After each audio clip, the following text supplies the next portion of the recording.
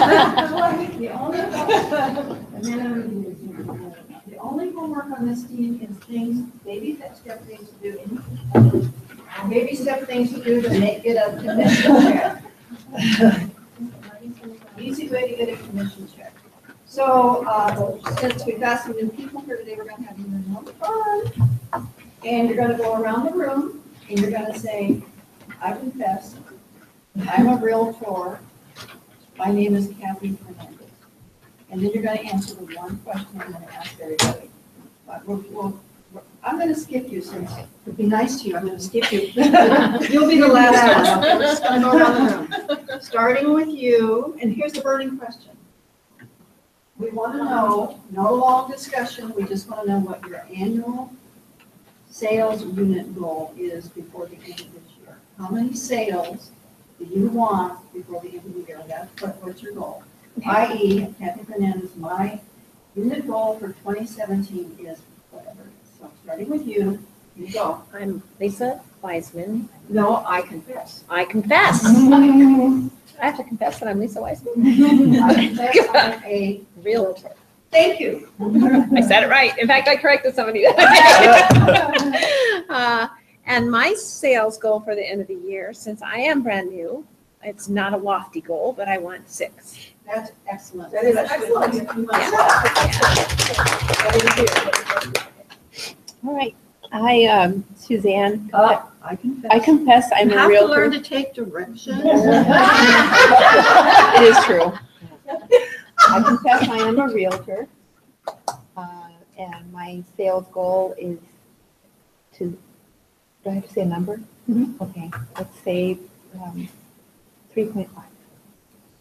3.5 sales before the end of the year. Sales, okay. I would like 1 Units. 1 unit by the end of the year. Okay, and what's your name? Suzanne. Suzanne. Okay. I know can, this is tricky. Go ahead. I confess. Right hand up. I thought I was getting a high five. I was misled. I confess I'm a realtor. My name is Carl, and I've happily already reached my sales goal for this year, so I need to. You have to make a new one. I know. I'll take 3 more for the end of the year. Give me 3 more. So that unit number will be then what, Carl? That unit number will Therefore will be. 9. That's amazing. That's Thanks. We'll write an amendment. I'm going to coach you. I confess. Thank you. I am not a realtor. I am a loan originator. And my goal is 12 units. I confess I'm a realtor. I'm Cammie Howlett. And I will also confess to being somebody who does not set numerical goals. So my mind doesn't tend to, for whatever reason, go that way. But I think 50 units by the end of the year. Wow. Whatever that means. Wow. Unit 6 transactions? 6 transactions. Because I've done, yeah. Yep. So I have December to 31st. I have to divert and say, so do you set monetary goals or just unit goals? Or no goals? Or no goals with numbers in them? No goals with numbers in them. Okay, so we're still going to divert. So Teresa, is that a really good idea for salesmen? You know what, here's the deal. Everybody is in a different unique situation. So I think people have to do what works for them. I didn't have a unit goal. I had a goal that I wanted to reach, and then I actually quit working after I reached that goal. I wanted to make the same amount of money that my husband made plus $1 and still make a cake. I'm no longer married. So maybe don't follow me. I'm just kidding. And I understand how many transactions it took me to get there. And the fastest I ever got there was April, and I took the rest of the year off. So legit, I can't answer that for everyone. But I do think it's worthwhile for you to go through an investment process of putting something together so that those who fail to plan, you know, and then there are also those free spirits who don't do anything at all. So I don't know. And it depends on your family, it depends on your situation, it depends on your Okay, thank you, Teresa. I confess I'm Robin Hayes. I am a realtor, and I believe my goal for this year was 5. Your turn. I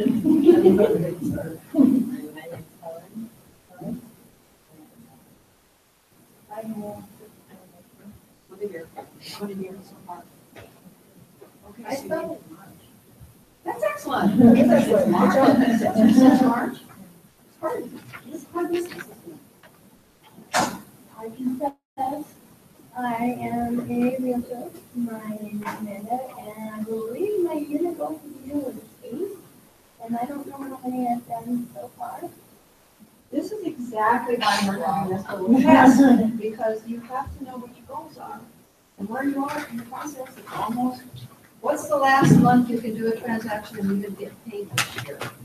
Mid-November. October, November. So this is August. You have 2 more months to meet your goals. Oh, let me rearrange. Let me go back. Oh, yeah, you mean if you start something before the end of the year, it doesn't count? Oh. And part of the thing we do in friendships is to keep you focused on the baby steps it takes, like daily things you need to do to make sure you get fit. And that's why I'm in this exercise, because I have a feeling that we may have forgotten our goals or didn't even know what goals were. We were just having so much fun. So Billy, here's the test. I confess, I'm a realtor. My name is blah. I confess, I'm a realtor. My name is Blah. Billy. My end of the year goal, this is units. Okay, my end of the year goal was 12, which is 4 more than last year. And right now I'm at 8. So we'll see. Kelly, I confess, I'm a loan originator, and you're, oh, nice. I confess I'm a loan originator, and what's your goal? Your unit goal was for 2017. I confess, I am a loan originator. My name is Kelly, and my goal for 2017 units per, mine is 2 million, I don't really do that units really. Okay, volume. It would be 2 million a month. 2 million a month, 24 million for the year. Where are you so far? I don't even know. You're doing so you can't count. Although, don't know. Okay. Okay, It's Amanda, that kind of you have party. to vote for this year, please make sure you get on Teams, get their email addresses, after the vote. Okay, all right, so I need one, great story. One great story having to do with real estate. Don't care about your families. I want to know about real estate. Billy. I got a call from a Marine who's no longer in the state. He sheetrock when he left. And he gave me a call. He said, hey, in the next 30 to 60 days, I'm going to be stationed back up in Alaska. And I've seen you've been killing it on social media. We want to buy a house with you. Social media, what social media, Billy? What are you doing? I have a video blog on YouTube called On the Market. I have my Facebook business page, my Instagram, my Twitter, and I push to all 4 of them. Wow. And so that Marine, what was his price range? He learned that his price range is about $400,000 if he keeps his current house. So he's going to sell that one so he can get a $600,000 house Is this house here? in Oregon. No. Oh, okay. So he'll be in the 600,000 price range times 3%. I have a house for you. And then Billy's on the split. So for all that social media work, you're gonna make probably, what, maybe 5,000? About 5,000. $5,000 for all that social media work. How many hours a day do you spend on social media? Or minutes? Yeah, it's about, I probably spend a good 5 hours a week. 5 hours a week on social media. So an hour a day in business week. Right. And sometimes it takes a little more per week if I'm editing a video or whatever. So if you have any questions about what Billy does and you want to learn how to do that, feel free to visit with him about that. Obviously, being visible is important in this business. Be visible, don't be a secret agent. I want to share a fun fact with you. You probably all know that buyers are starting looking for real estate online. But do you know where they're starting for? Usually Zillow. No. No. YouTube. They're starting to look for real estate on YouTube. How many of us have a YouTube channel? How hard is it to have one, Billy? Simple. It's not hard at all. So that is. So it's something- really YouTube, It's huh? YouTube. So Anybody who, I'm like behind the Sorry. times. So when you think that being on Zillow is the place that you want to be, they've already found somebody that they like. They've already made a personal connection with them based on YouTube. And they might be looking at Zillow for searching. But they are not, they are not taking licenses from Zillow because otherwise, the Zillow captured market would be 100% of the lead generated, and it's not. Does that make sense? Okay, so with that in mind, first of all, my entire team is in black and white today, not because we're in mourning. They're in trouble. We're in trouble. No, Amanda she's going to tell you all a little story. We are dressed this way because of something Amanda's working on, so you got the floor. So after today, and it actually already been arranged, our non-professional photographer, so we don't have to lose the team member.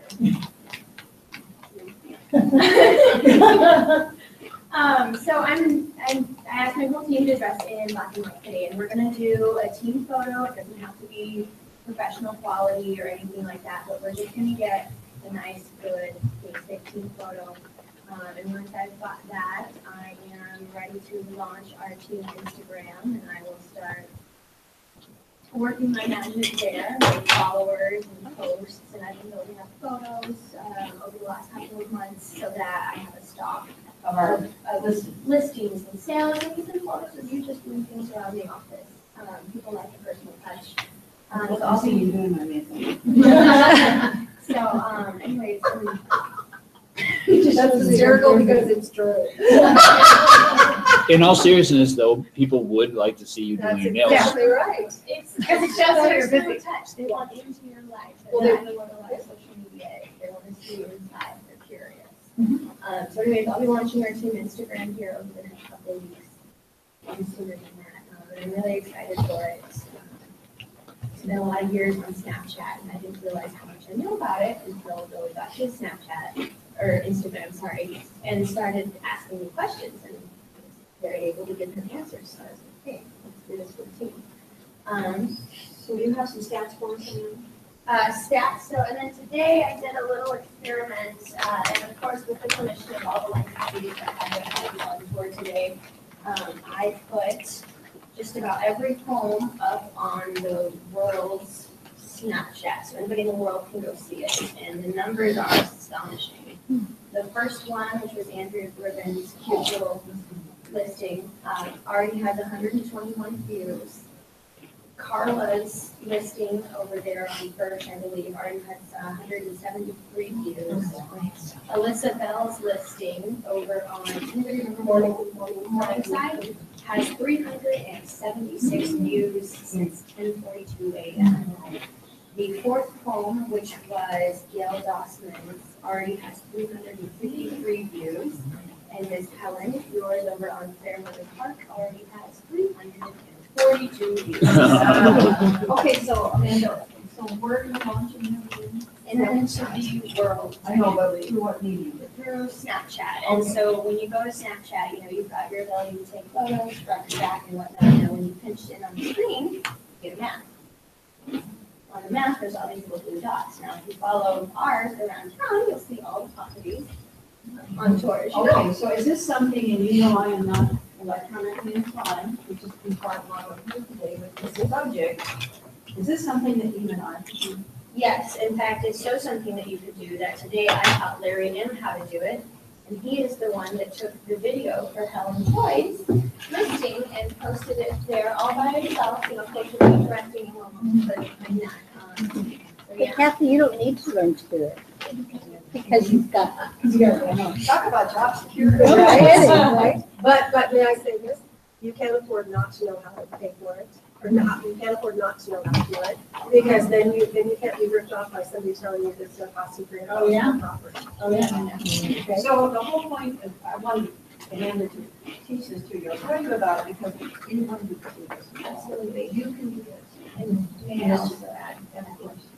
There are apps you can download for Instagram Snap, for Instagram statistics, basically, and that'll tell you like your engagement, probably you're gonna love it, graphs and whole nine yards. Yeah, It'll numbers. tell you know, how many followers you gained versus how many followers you lost, the new followers, people that you're following, don't follow you back, so you can unfollow other people, they don't care about you, you don't care about them. You know, all that kind of stuff, so anyway, I'm really excited to learn. Cool. And that was Amanda's project and her idea, and we'll see how it goes, that's why we're dressed this way. But the cool thing is all this stuff dovetails into a conversation that Robin and Teresa and I had this, and this is kind of Robin's brainchild, to talk about old school versus new school. And even if you're old school like me, even without my fabulous assistants, I'd probably still make a decent living because I still do the basic old school things. And we're going to talk to you about how they all sort of make up. It's your Thank you. Well, I'm super excited that everybody decided to come, and I think that no matter what, I think there's gonna be some gems that you can get out of this. One of the things that I know, and I absolutely believe this, and I think it was Jack Canfield who first said this, was that success leaves clues. No, it was Jack Canfield, it was Anthony Robbins. Success leaves clues, right? Who is successful right now is anything that is done that you can watch it being done, you can emulate it. Would you agree with me or not agree with me on that? Okay, so I can watch some of the things that Kathy does, and I can see the things that I might be able to appreciate and use for myself, and I can also see the things, oh gosh, I don't know that might not work for me, right? So one of the things that I always talk about this with Kathy, and you guys hear me joke about it, and I will say it right to her face because I'm not going to say it behind her back. I call Kathy a vampire. but I know. And why do I call you that? because I'm here when nobody else is. You're here when nobody else is here. Okay? And I know that there's several reasons why Kathy's here when other people are not here. Okay? Also, does anybody know the word combat discipline besides my friend Billy? What does combat discipline mean? Does anybody know? Somebody that is always in the trenches working. Kind of. It has to do with I find you to be an incredibly disciplined about your business. I see you do the same repeatable things over and over and over, and I see the growth, and I've watched your business grow over the years, and I've seen that you've had a pretty steady income. I'm sure some years have been better than others, some years have been worse than others, but you've had a repeatable business year over year over year for many years. Okay?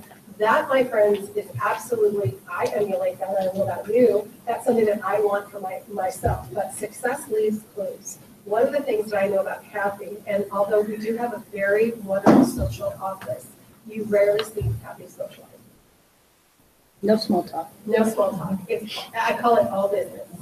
Now, I'm not suggesting that you have to not be personable or not engage with other people, but I can tell you when you work at a very high level and you do numbers of transactions in a row. So may I ask you if you know, that's sure. How many pendings do you have right now? 4. She knows she has 4 pendings. How many active listings do you have? 17. What does she know that she has? So if you have 17 listings and 4 pendings right now, what do you think that you have to do in order to close that volume of business? Operate the 17 listings because those are future business generators, right? And then work on the 4 pendings. What kinds of skills do you have to have in order to do that? Time management. Okay, time management would be great. Now, here's one of the ways that I watch Kathy manage her time all the time. She does not engage in anything outside of her own business. Okay, I rarely see her at sales meetings. I'm not calling you out. I'm saying I rarely see her at sales meetings. I don't see you at some social events. Okay, and it's not a pick on. It's not. And why? There's a couple other super stealth secret agents around here. Jamie Harvey, I talk to them once or twice a year. I love Jamie and Leslie, okay? And I mean, I go up and try and talk to them every once in a while, but you're gonna notice something about Jamie. His door is shut. And he'll say hello to you. He's a very, very, very personable guy. He'll answer any questions, but he's not engaging with you socially. Now, I'm not saying that's a great thing. I'm not saying that you should be completely like that, but what do I know about Jamie? Not just that, but he is highly focused on his volume of listings and closings.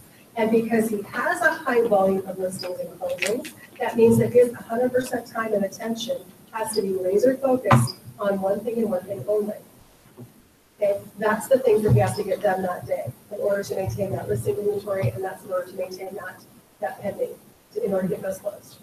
Okay, is there anything you're doing in the office today that's a time waster? Good question. Yep. What's that? Yep. Yeah. Are you willing to say what it is? I've taken a turn and gotten a little bit of my focus back. But when I was slipping, I would get caught in the rabbit holes on Facebook. Right. It wasn't just for business. Sure. I would go on there with the best of intentions But all and of a then sudden, get stuck in it. engaging is Yeah. something stupid. Yes. Yes. And here's a couple of my favorite things you guys will tell me every once in a while. I'll be like, well, what are you doing? You'll be like, well, I'm on Facebook network. Like, like you're working. It looks like you're liking a lot of things. Well, that's interacting with my clients. Like, how many people are on your Facebook? Thousands. Like, me too. How many of those thousands of people are other realtors? All of them. Okay. Can I make a suggestion? Don't invite your competition to your Facebook. That's what I was going to say about Kathy. Kathy does involve herself in things that brings her business. Correct. There you go. Not your peers. That's correct. That is awesome. Okay. And it is not because you're not a super personal person. It has nothing to do with that. It has everything to do with you cannot operate your business on that level and also be sucked into other stuff. Okay? Even just kind of a funny story, even my oldest daughter who works for us part-time, she has all, she's a chatty Kathy, actually.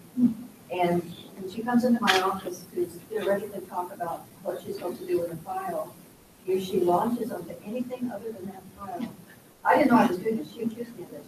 I looked up at the clock, and looked back down at her. And she has learned that when it's time to be quiet, leave. And I didn't even know I was doing, but I don't even have time really, and don't want to have time to interface with my daughter Kim. Unless we're home and it's personal. At the office, it has to be that way. You know, a lot of times you can call people up and say, hey, how are you doing today? How's everything going? You call up Kathy. Kathy, it's Kelly. Because we don't, I know that about you, you don't chit chat. You know, and you go up the stairs and talk to her, stuff you can talk to her about. But she'll always ask you questions. She'll always say hello to you. It's nothing about not being a personal person. Please don't separate those things. I Okay. have to add, if you catch her, while she's driving somewhere and she's got no choice but to be on her phone, She might. she'll chat with you. Yeah. She's a really awesome person. She's driving. Please don't take me wrong, guys. It's not about not being an awesome person. This is about operating your business at a very high level. Okay? And if you have that intention to operate your business at a very high level, you have the opportunity right now to engage in some activities. What I said about Kathy being here in the office when other people are not is because it allows her to work when there is no disruptions and when she has 1,000% access to the structure of the business. Okay, she can work. She's here later at night. It's quieter. She can go copy whatever she wants, and nobody's in the copy room. She has all the facility to herself. What does that do for you when you get to work like that? Concentrate. Okay, so think about this a lot of the time. One of the things I always tell people in real estate, there are 2 days of the week which are almost dead in real estate, where a lot of things do not get done. Okay, that is Monday and Friday. Okay, also the beginning of every month and at the end of every month, those are times when you're going to catch people, first of all, at their most stressed. Second of all, you have the least likelihood of getting things through at the beginning of the month and the end of the month. Why? lenders. Because everybody else is wanting to do that. Correct. So can I tell you how you can like kind of change some things, look to close in the middle 2 weeks of the month? You'll be able to get a lot of stuff done. Okay, what's the best day to put a property on the market? It used to be Thursday. Okay, it used to be Thursday. Because then somebody would come on the hot sheet on Thursday, then licensees could plan the weekend, Friday, right? And then have open house on the weekend. Now it's Tuesdays. Tuesdays is the best day to put a property on the market because that's how much social media and the other third-party source real estate engines are driving our market. Okay, so just know that. So time in the office was always key, you guys. Time in the office was because if you can just imagine this, it wasn't until this device was invented that I would literally have to, and just let me show you exactly in your mind's eye. I want you to follow me. I want you to look into your offices right now or where your space is. When I started real estate, I was shown a space for me to place my things.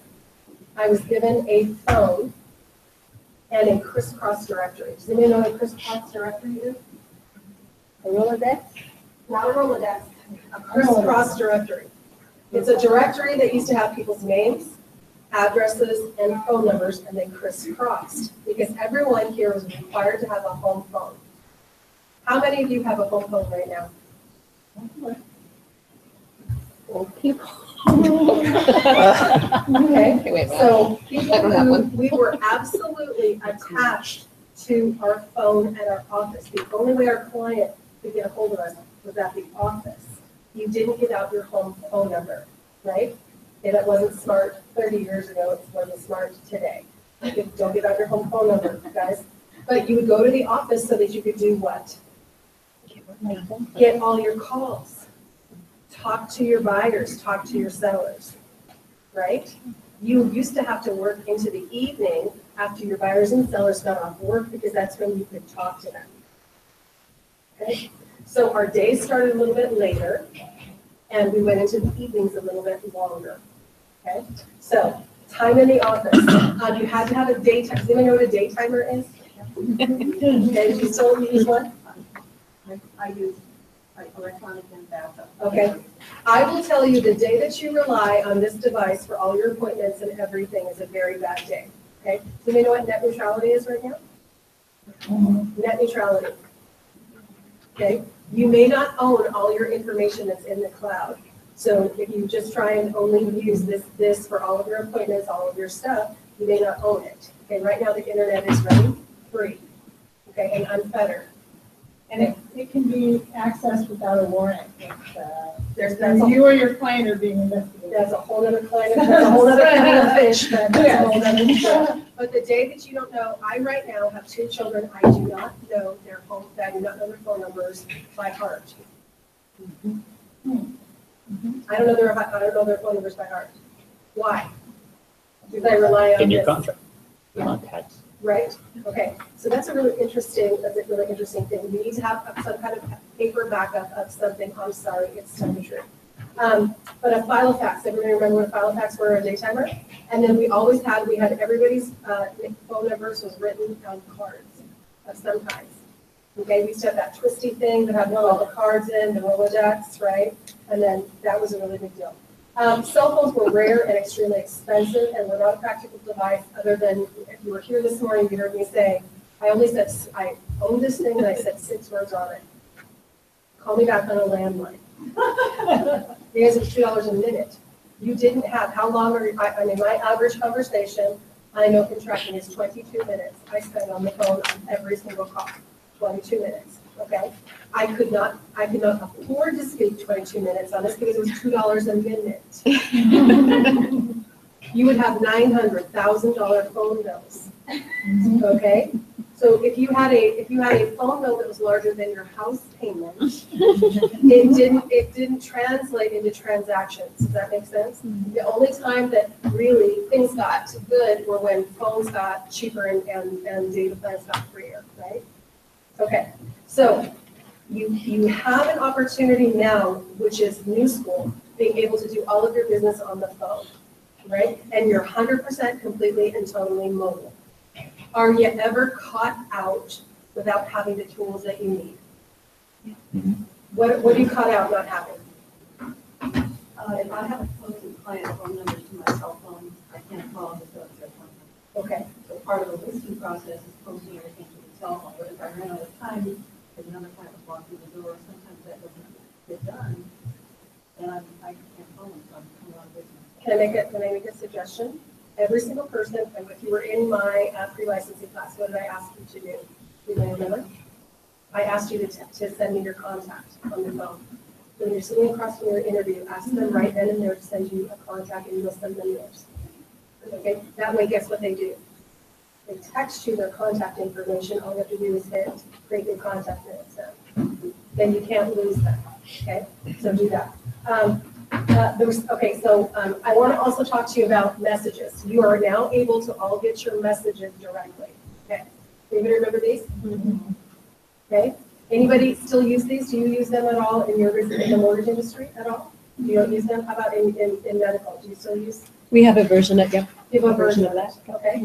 I will tell you that the most important people in your life is anybody who provides any level of service to you. That means the most important person in our world really is the receptionist in our office. She decides whether or not if somebody calls into Jack White, who gets that phone call. If you're not to that person, trust me, and when I tell you, I might lose your phone call. I may lose your items at the front desk. I may forget to put things where they need to go. Okay, so people who do service to you here at the office, you need to treat them with the respect that they deserve. Used to be kids, they could, I started my very first job at 14 years old as a receptionist at a real estate office. And guess what would happen when somebody was mean to me? I may not, child labor laws were allowed back in that century. I may not remember to write down somebody's number correctly or spell their name right. I learned that Tracy's very thin. I'm not vengeful. 14-year-old. Little passive aggressive. You don't maybe. forget. Well, I'm trying to make a point though. You have to be careful about how you treat people who are doing any kind of service to you. Okay? And how important they are. And how important they are and how to be. And I have a good story on that too. My team has learned that I treat our contractors and our home inspectors and our appraisers and our loan originators with incredible respect. I make sure that it's so easy sometimes for our contractors, $50 or our home inspectors, $150 reinspect bill to knock it on the closing statement. And if they don't get paid, then they're not going to do the job that you need them to do. And there's not nearly as many good home inspectors and appraisers as there are realtors.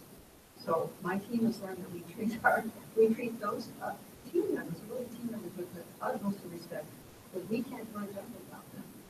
Many times we need them to go the distance for us, to do something over and above for us, and we treat them very well. And I absolutely want to dovetail on this. In order to do this business, you have to have a wide variety of people to team up with. You are a team right now, just as Kathy is saying.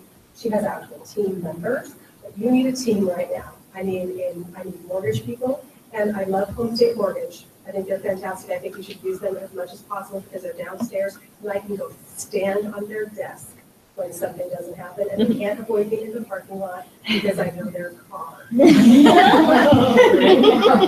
I think that is incredibly powerful, and you ought to use the resources you have. I think they'll close at LAS Title because they're downstairs, and I can go stand on their desk. And I can really assure the cross transfer of the two companies of documents back and forth. Plus, the two companies are sister companies, and they work seamlessly together. Okay, but beyond that, I can't control where people go and get a loan from or where they want to. I have to have a lender at every single company that lends money. And they need to know me, like me, trust me, and be my friend. That means I need somebody at FNBA, First National Bank of Alaska. I need a couple people at Wells Fargo because they suck. I need more than a couple people at Alaska USA. I need to go meet the mortgage loan departments at all the different credit unions. Okay, and then I need to probably reach out to a couple other institutions that I'm forgetting. And FSBO, Kate Rogers at FSBO, when we need to get a commission agreement to FSBO seller, he's always there on top of it for us, Exactly. telling them it's okay. Exactly. So I mean, again, you have to, and then may I tell you something that will change your whole trajectory of your career?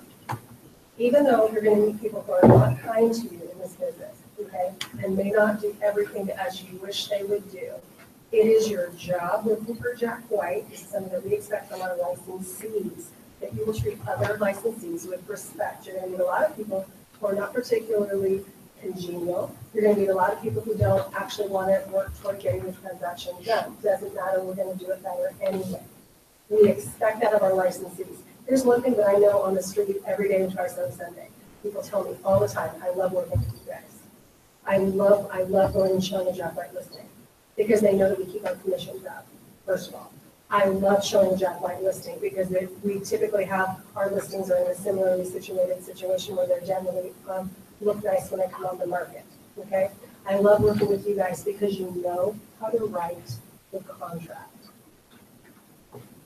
Okay, if you know how to write a contract, you'll be able to do this business for the rest of your life, okay?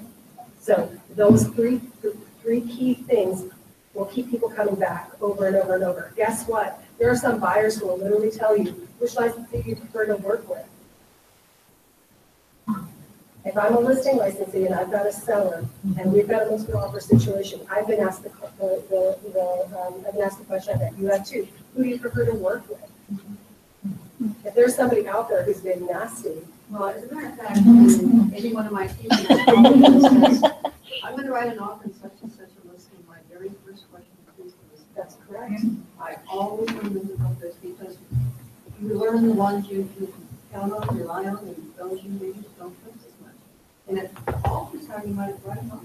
That is absolutely correct. So know this, be the person people want to do business with. First thing in my mind, be the listing licensee people want to list their houses with, but be the listing even more, be the listing licensee somebody wants to get an offer to. When I'm doing a 90% letter, I usually ask who the listing agent is. Correct. Who's eventually going to get this? Correct. So because you might write it different, you might have different things, right? That might affect what you're doing as well. Could. Yep. Okay. So the receptionist, be kind to the people who do stuff for you, okay, as if you guys wouldn't already. More time is required in the office to stay in touch with what was happening in the real estate business. Floor time was king. Okay, floor time was king. We still are a company that has our actual number printed out there on signs everywhere. Do you understand what that does for you as far as picking up free business? Okay. And when I can't get a hold of somebody, I can call, we have people all the time. There are people who come into our offices and ask for help with other people because they know that we answer our phones and that our receptionists are friendly and will help them out. Do you know that you can pick up the phone at any time you wanted to, call our receptionist and ask to be transferred to anyone in our company, and they will do everything they could. You'll never hear anybody come to you and say, could you please dial your own phone? Okay, we don't do that. Why? Why? It's our company culture to be helpful and to help somebody get where they want to go. So I legit can call the front desk and have them call anyone that I want and they'll okay? All right, so floor time. How important is floor time?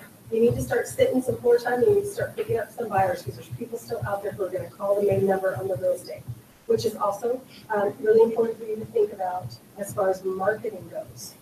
Okay, marketing, you are marketing yourself. You're also, the brand is important. I cannot tell you how many times people tell me, oh, you work for Jack White. Your signs are everywhere. I do under them. Your signs are everywhere. Okay. You also have the commercial company to thank for that because they see our signs in neighborhoods, but they also see it all around town. As a matter of fact, we have our competition's buildings listed. I saw that. Not gonna lie, I like that a little. Okay. So licensees posted flyers in the office to promote their listings. You need to promote your listings to other people. I don't see people putting flyers in fireboxes anymore. That's dumb. That's dumb. Probably your most important tool that you have on any listing is a flyer. And by the way, a flyer has two sides. Never miss the fact that you got a back side of a flyer. I find that to be just ridiculous. Okay? Every time you're printing a flyer, What could you say about that property on the back? Could you have more photos of the property on the back? What could you say about yourself on the back? Not only are you marketing the property, but you're also marketing yourself. Okay? So never miss the opportunity to have a double-sided flyer. By the way, flyers still work. Flyers still work. Buyers have them in their cars, in the floorboard of the cars. Okay? People save them, Marty Terzich, for years in their drawers, and they decide who they're going to call when they want to go market and take a licensee to list their home. Flyers work, so you know that. How about no email? I want to talk to you about the century before email. Okay? We literally would have to come to the office, meet our clients at the office, sign all the documents. We would fax offers if you were lazy. And if you were not lazy, you would literally get on your Thunderbolt and you would ride your brain over to your competition. You would ask to meet them, okay, and you would hand over your offer and you would go over it with the listing licensee in person. And if you were a CRS or somebody who was even better, you would ask to present your offer personally to the seller. That is still not unheard of in multiple offices. That is correct. And that is a way, and by the way, if the seller liked you, you might get your offer for your client accepted. So how charming were you? Okay? Does the selling licensee usually go long? Or the listing Not licensee? nearly as much. Not as much as they used to, yeah, but you can still get it done, yes. Is that coming back for people doing that? It is, I would tell you, it is a way to set yourself apart. And here's the worst thing. You ask a listing licensee to allow you to do it, they tell you no, then you don't have to do it. But the idea, there's something to me that just is such it's abhorrent to me, that you'll just go to our Biz Hub, you will scan an offer, you won't even pick up the phone and call the listing licensee and tell them that the offer's coming. I find that to be the most ridiculous thing in the world. Ridiculous. That's a disservice to your buyer. That is correct. Okay, and how many, you all out there know that there are some people who don't check their email, okay? So they don't even know they have an offer. It is not unheard of for people to come in here stomping down in the mornings on Mondays, finding out that their offer wasn't presented over the weekend because, and I'll say, did you contact the other licensee and let them know you're sending an offer? What do you mean? You mean make a phone I call? sent it to Say it again. I sent it, didn't I? I sent it, I emailed it to them. That is ridiculous. It's just a Okay. simple phone call. Phone calls, you guys, phone calls. Also, can I save you a lot of time, energy, and effort? I'm really big on this. This is old school. I never tell somebody I'm writing an offer. You guys call people up and tell me writing offers all the time. That is stupidity. Yeah, thank you. Very, He will elaborate. no. Elaborate. So first of all, I don't call the listing licensee up until I've got my buyer sitting there writing the offer, because I'll tell you why. Kathy, back me up. I've sat at a table where they were gonna write on one property, they ended up writing on something else. Okay? Or if you tell the listing realtor you're writing an offer, he'll pull his buyer out of his back Correct. pocket and Correct. who's been on the sidelines, wait for your offer to show up and then write a better offer. Correct.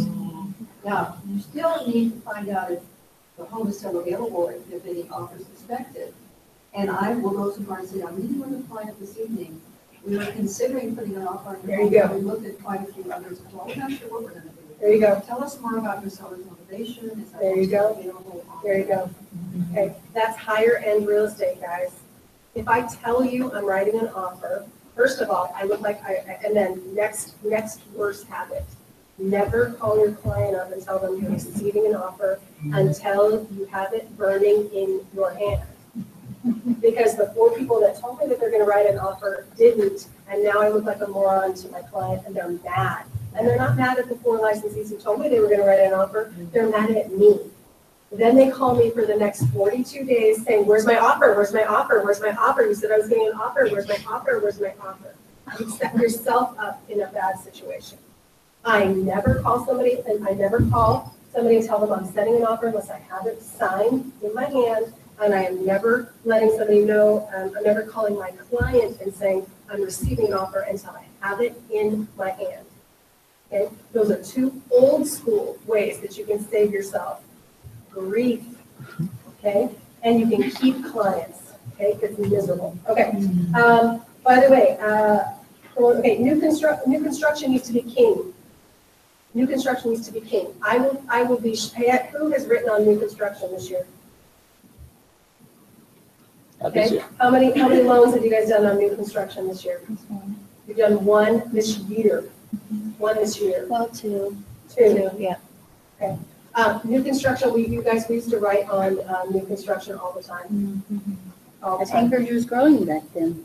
Okay. We have Buildable land. land. That's correct. So people are finding it, are you guys ready? They're finding it cheaper to renovate than they are to purchase new construction. And they're liking, they're actually starting to do tear downs. Okay, when you start doing tear downs, that's a whole nother kettle of fish. That's when you're going into turn again. They're buying a little salt shaker box, they're ripping it down, and they're bringing in an architect and they're building it big. Okay? Developing systems for running your business. You need systems for running your business. You need to do the same things day after day after day after day. If you started with me, one of the things you know that I told you is I spent the first 5 years of my real estate business, 40 weekends a year, Saturday and Sunday, in open house for 5 years. I took 12 weekends off. Okay, I bet you spent 50 weekends per year. For years and years and years, I did open houses every single weekend, every single month. And as my business grew, I therefore found myself in the spot that I couldn't take a buyer client from the tour homes or write-offers because I was doing open houses every single weekend. I would say you need to think about that and figure you have buyers to work with or offers to write. So now what I do is, in helping the entire team, I do open houses half of every weekend of every month. I still am out there doing open houses right along with all my team members. And how long have you been doing it?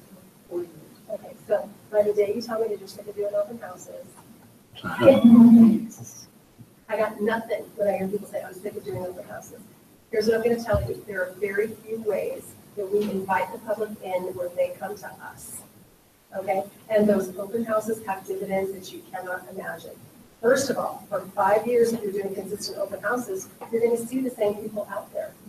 Okay? And they're going to be, then every time they see you, it just lends more credibility and more credibility and more credibility. And you were doing an open house 3 years ago, and that seller who met you finally decided to list their house.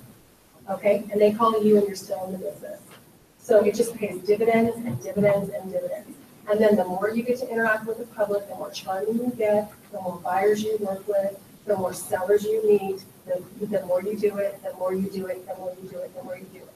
That is typically what most new licensees do to build their business.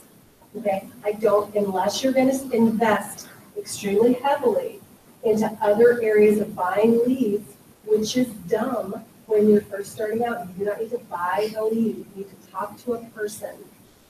Okay? Instead of buying a lead, talk to a person. Try that. Okay. All right. How about this? There was no GPS. No GPS. You had maps. No You had to go with the GPS. map. Okay? All right? Literally, let me tell you how I used to find houses.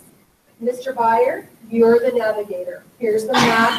This is where we're going. These are the stupid directions the licensee wrote to get us to their property. When we turn on this street, look for the sign. That's when we know we're going to go find the listing. Okay? No GPS. You want to know what you used to have to do? You used to have to drive around Anchorage to find listings. Teresa, where did you go? Where did you get your list of new listings from? The MLS.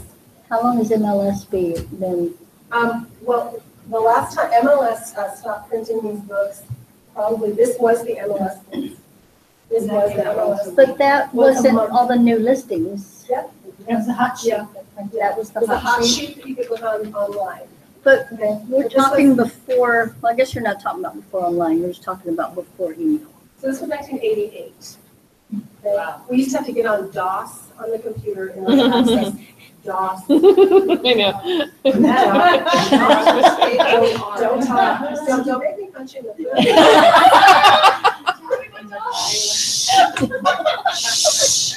Carl will explain it later. Yeah. Okay. know a little bit of computer programming in order to access the MLS. There was no drop-down menus, there was none of that. Very archaic. What we'll do is we'll be able to show you some stuff. Okay. But literally, it was printed in 1988, I got my license in 1991, they started using books in 1991. And if you gave that to your buyer client, You were buying for $2,500.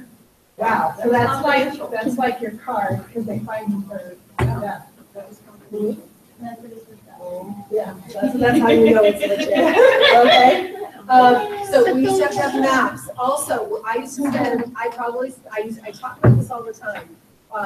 As a licensee, my broker required that I preview 40 properties a week. Okay, so how many did you just do today on tour? 7. Okay. You used to have to know where all the builders were, where all the new construction developments were. You needed to know what neighborhoods are selling. You needed to drive around to be able to find listings so you didn't look terrible when you were trying to find maps. You used to have to literally put a map out. You used to have to plan out your route. Okay. I used to have to go to Kathy's office and pick up a key to show her listing. And after I was done with my showings, I used to have to bring the key back to the office. But it did engender a spirit. Now, one of the ways it engendered a spirit is you got to know your competition well. Okay? There is something to be said for that. So right now, if you have a selling licensee or a listing licensee that you haven't met, why don't you invite them up for coffee? Or why don't you deliver something in person where you can hand something to them? To have an opportunity to talk to them and meet them. The advances in technology then really allow realtors to do both real. Well, literally, the entire, so if you can just imagine, I think you guys are a lot like we were, and I mean the lenders, okay? We couldn't leave the office. You did not leave the office. You came and worked this like a job. You went and made appointments to show real estate, but you had to get your calls in the office. You were always rushing back to the office. You were meeting clients at the office. You weren't meeting somebody out of the property. They were coming to the office first. You never just like ran out on a sign call and met somebody. You made them come into the office and meet you. Okay? Now there's something about that has there's a lot of really good reasons for that. Safety, you want to make sure they were qualified. Oh, let me tell you why else I would never ever go meet a buyer out of a listing. We used to pre-qualify people.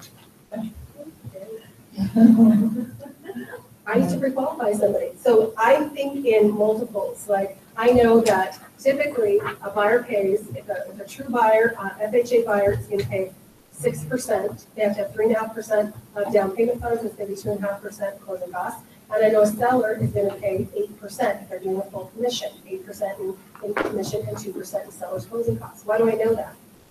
Because those multiples are drilled into your head when you're doing what? Qualifying people, right? It's just drilled into your head. You knew what an origination fee cost. You knew what all these costs were. You guys go and talk to the bankers, which is lovely. They provide you all these sheets. I used to have to know. Okay? There wasn't anybody to call. I had to know. There wasn't anybody who could send me a pretty sheet because they had to do it in DOS and they would get crazy. Okay? We used to carry around a little something called a brain book. What do you think a brain book was? All of our cheat sheets. We have these title and shit, you guys. All of these, this cracks me up all the time. People are always asking, well, how do I figure out what title insurance costs and what closing fees are? I'm like, seriously? Seriously, how do you figure it out? Well, that's not helpful. Okay, they used to be printed right in here. The title insurance rates are right in here. Okay, why? Because it told you what the buyer's costs were, what the seller's costs were, and what the closing fee was. Where do you guys pull your title insurance? Where do you guys pull your rates from? I think we use ours, they're all self-loaded probably from, they may have done a survey and done an average of all of them. Okay, that's perfect. But I mean, like, Or pick the higher ones, because it's pre submitted, you know, into our We have sat system. down with that buyer in the office on Friday night when there's no lender appointment. And not that they don't answer their phone or whatever, but, you know, they sit down and they're not pre-qualified. Yeah. Wait, what? Yeah. And Kathy, it's Kathy. Kathy said they're- Okay, it's this is the number. Are you using a 19B2 or a 12C? No, I just know my. You just She know. just knew it. Yeah. See, and that was What's the. Yeah, what are down payments? Mhm. What's your DTI, what does it mean? Debt to income. There you go. I know how to do, if you net income, you figure Yeah. 33% of Yeah. the payment. But having said that, it's very important to warn all of these people, don't be a loan originator. No. Do not be a loan originator. But know where the numbers come from. Know where the numbers come from.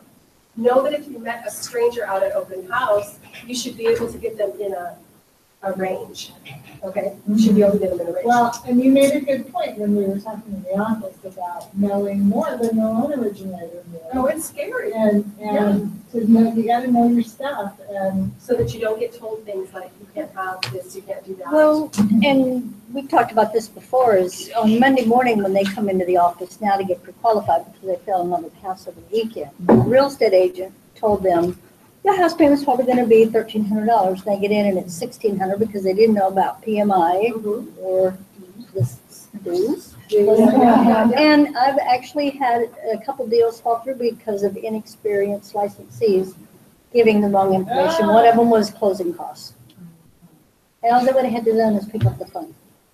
And, okay, here's another, if I can say this, you need to have lenders that will answer your phone call on the weekend. I don't do business with people who don't do business with me. I'm gonna say it again, I don't do business with people who don't do business with me. If you're not available to me when I need you most on the weekends, on the evenings, okay, I don't do business with you. Very simple, makes it easy. Okay, oh yeah, I'm sorry, we close our real estate office down at Friday at 5 p.m. I will present all offers Monday at 10. That may be back in the olden days. No, Could have been no, done, you can do but- it then, you can't do it now. You also had to form alliances with lenders and title officers. It was so important. FYI, somebody can make you look awesome, or they can make you look like a total, I'm gonna use the word, okay, you ready, asshole. You need to have good relationships with title officers especially. They can save your life, and they can make you look like a rock star. Because basically, you go to a closing appointment, you sit there like a lump on a rock, okay? But they can talk about how great you are to work with, and that they'd be so smart to choose you as a licensee, and they can make it a really pleasant experience. Or if you have contentious interaction with them, they can treat you really shabbily in front of your client, and your client does not leave with a good impression of you. And they can not be Delay. flexible with their Time, closing times and maybe not stay late. correct. 4:45 closing. Correct. Or do courtesy things for you that they could do if they liked you, but they're not gonna do if they don't. Okay, which also, begs about, again, you have to form alliances. Okay, so new licensees. I can tell you some things that I watch all the time. You guys are afraid to lose business, and you're much more likely to let the client call the shots. You'll go. Which is great. Oh, Kathy. I know, I have no problem saying, hell no, Yeah. I'm not working with you. Yeah. I think you want to recognize that this is a long-term relationship. Please don't pick clients like they're a short-term relationship, and I'll tell you why. I want you to remember this mantra, okay? I started selling when I was 20 years old, okay? I told people, I'm going to sell you a house, I'm going to sell your kids a house, I'm going to sell your grandkids a house. Okay? Fast forward 30 years. Here I am. I'm to the kids and the grandkids right now. Okay? Well, what am I trying to tell you? Real estate is long, it's not short. These people are worth a lot of money to you. Okay? These people are worth a lot of money to you. Every single happy client is worth 2 clients per year. The reason why you can stop prospecting is if you have 10 happy clients referring you 2 to 3 people every year consistently over time. Okay, that's the business to build. That's the business model. Okay, it does take time, but if you let the client call every shot. I'm not saying you don't have to be flexible. Trust me, I understand how people are as well, but you are the professional. And let me tell you something, as long as you hold this, and as long as you have this Country Lock app, you have the magic key to show the house. Okay? I really want you to take that in for a second. I have the key to show the house. They can't get in the house without me. If you think about it like that, then take a little bit. We used to call it client control. I don't particularly love those terms, but it does mean you do need to allow somebody to know that you're a professional, okay? And that you have a little bit more control than you're willing to do. You guys are so afraid to lose a buyer or a seller that you won't do anything or say anything. Don't be afraid to lose, okay? Because let them be somebody else's problem.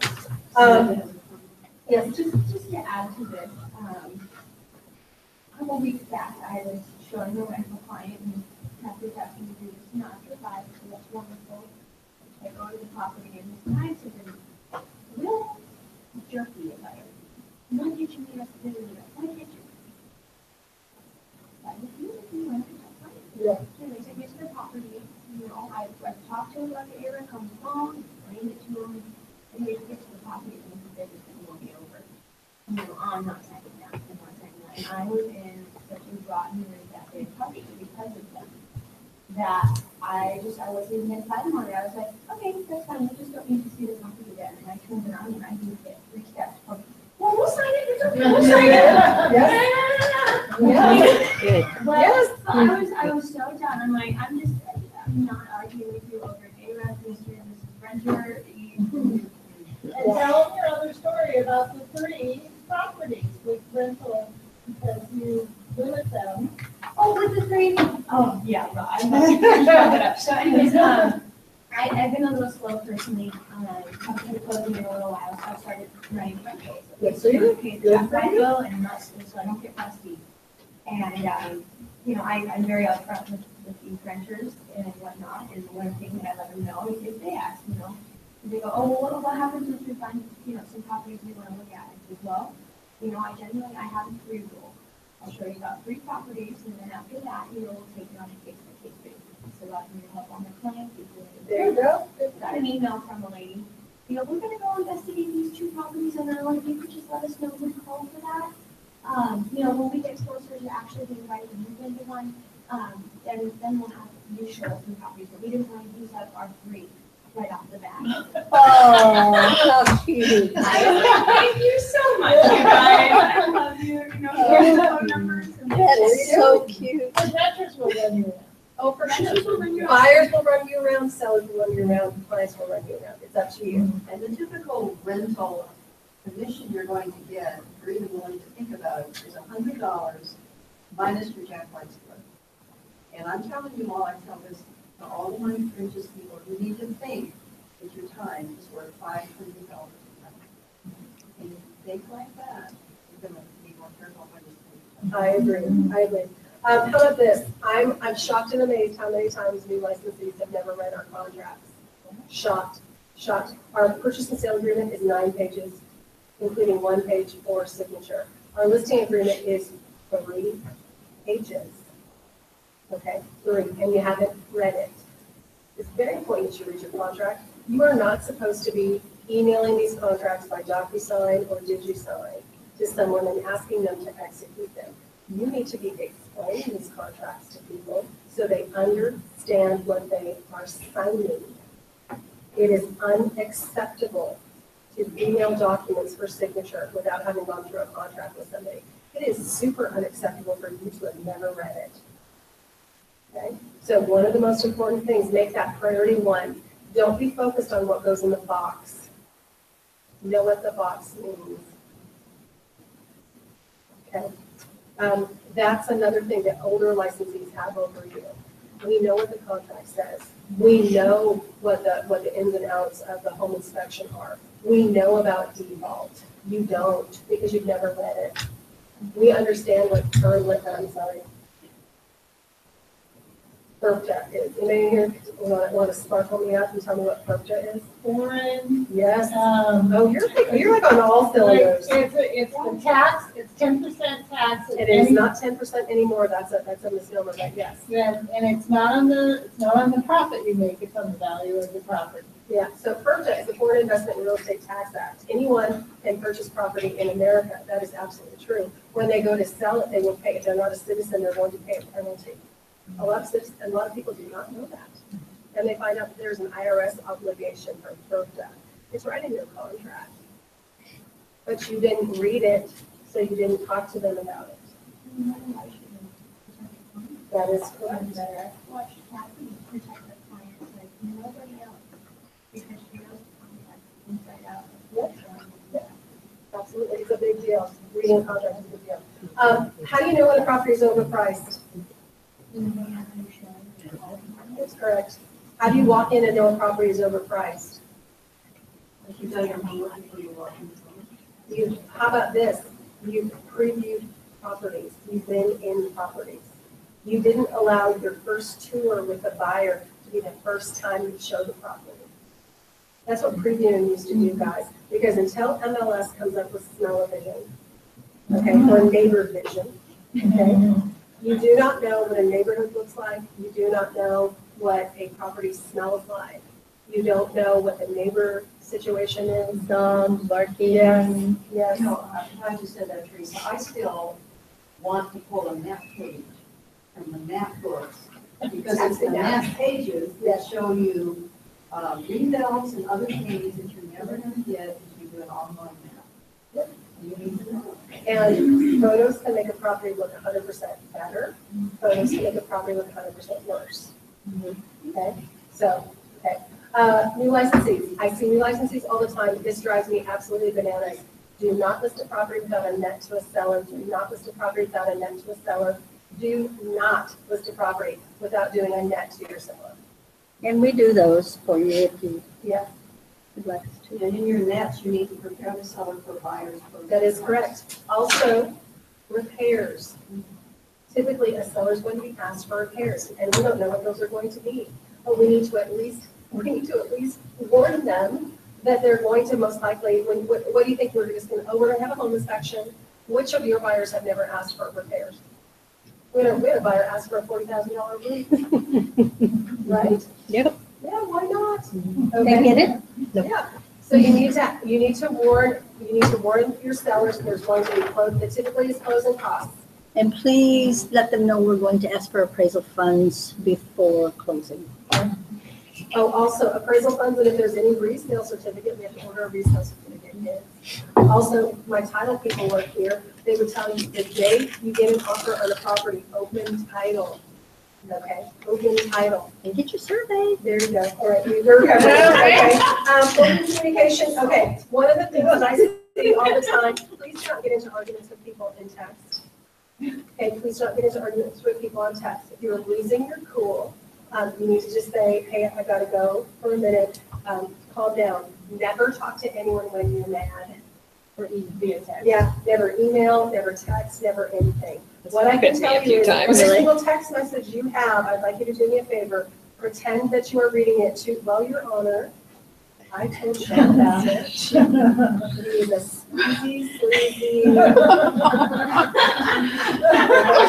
right. So would you please do me a favor? Please do not have any arguments on text messages. Please don't have any altercations with people on Facebook. Please do not say anything. I'm going to tell you, here's a super secret. Ready? This is risk management for you people as well. I can say something on the phone that somebody might have misheard. I can never mishear what I put in writing. Okay? So you must not have heard what I said, or I would even be able to say, oh my God, Susan, you would never say anything like that. I think, maybe in the heat of the moment that you might have misheard something. I can never say that if you've done something in writing. That's why a lot of older school licensees, I don't want to email with you. I don't want to text with you. If we're texting back and forth 2 or 3 times, I'm calling you on the phone. Yeah. Okay. If I'm going back and forth on an email exchange, I'm done. I pick up the phone. Why? It's password. Well, not just that, but let me just be really honest with you. There's some things I would rather that you did not put in writing. I'd rather you do it right. Okay, please, upgrades in technology. We just had something with Snapchat here today that proves the point. The most important thing that I can possibly tell you, you need to invest your time, energy, and effort into social media. If I had my business to do all over again, I would learn Instagram, Periscope, Snapchat, Facebook Live, Twitter. You guys have no idea how big Twitter is. If you don't know how big deal Twitter is, Donald J. Trump is the president of the United States. He's the president of Twitter. Okay.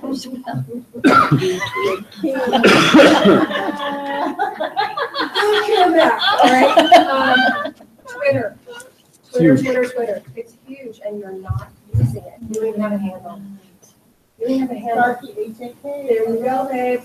Teresa 907, AK. That's right. I sent my maiden tweet, never done another thing, but you're at least But I cannot tell you how important social media is.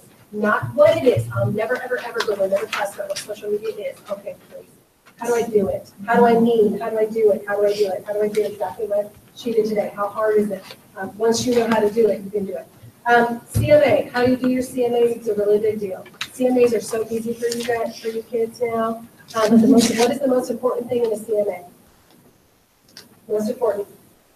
That it's accurate. Not identifying exact selling price in a range. That's good, but what is the most accurate? Recent sold use? prices. There you go. You have to use sold listings, okay? But you have to also pay attention to active listings, and you have to pay attention to what's pending. You guys, if you have a house that's $300,000, and the house, the 3 other houses in the neighborhood are at $315,000, that should tell you something, okay? If your sold house, if all of the active houses or the pending houses are now at $295,000, that should also tell you something. Okay, you need to look at your CMAs and look what they're telling you. Comps talk. And appraisers will use past sales, Yes. not any pendings. In the next 6 months, unless it's an unusual property. No, you're not to sellers. I have done the contracts upstairs that have sample language. We want you to use kind of some boilerplate sample language that's broker approved and testable time over time. And then if you have any questions or need any help with anything, I would love to have you come talk to me. And it's I do miss my BlackBerry though. I have a friend who won't give hers up. Oh, I love A this. hairdresser. She still uses it. So there's a lot of old school things that will take you very far, but I think the majority of old school things is focusing on your business. That's a really big deal. Let a lot of things, let a lot of other things, take advantage of time when people are in the, when you have opportunities to have the building to yourself. Okay, use the building as, show it off, you guys. You're with Jack White, we're a full service real estate company. When buyers and sellers walk in the store, this looks damn impressive. Not so much when they walk into the 3rd floor, the reception desk. I wasn't gonna say that. I was gonna say the strip mall with the Morganson desk. Thank you, Teresa. Thank you, Teresa. Sorry, I gotta run. I'll be back though. Okay. I do too. So, I'll be back. okay, yeah, I'll get her appointment at 3. Oh, you do? Yeah, okay. Will you be back? Oh, goodness. No, he's here. He's coming. Well, I missed you. My time is at 5:30. So I'll try and do it right now. I'll just leave it at the front desk. It is owned by an LLC, but he's paying that. Well, He's had it for like, you'll see. Okay. Kelly, can I look at the pin? You can have it. They're not green, they're blue. Oh, yes, that makes sense. Mine are green. Ones I usually use. Yeah. Okay, thank you. I don't think you can got one. Ooh, Yeah, like, Thank you very much. Where's your name, Kelly? It's Homestead General. Are they green? Hey, Carl. Hey. I'll take a pen and I think I need to get a net to sell. Okay, just give me the price and the address. Okay. I'll text it to you. Okay, sounds good. And anytime you're doing a net, we need a couple, we need 5 or depending on how what the price point is, we need 5% on either swing. You're welcome, thank you. Right, Margie was telling me yesterday that she was gonna go show property. And just email on this, and then I just, I can't. Where do you post it? And then it goes away, and then that comes back at like, oh, 2.5 years old. Yeah. And I'm like, Yeah. Yeah. you should put another one. 6 months. Going back a year is